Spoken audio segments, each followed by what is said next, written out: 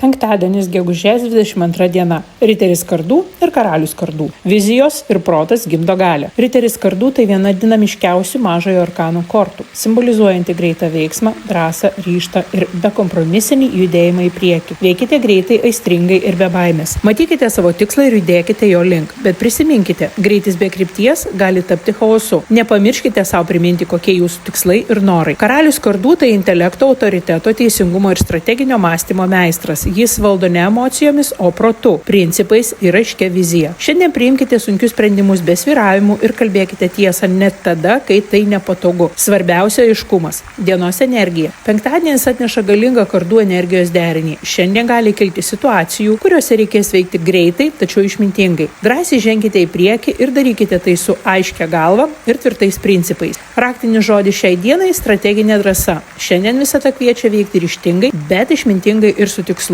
Riteris kardų ir karalius kardų šiandien tai kvietimas sujungti drąsą su išmintimi ir žengti į priekį iš tikrosios savo vidinės galios.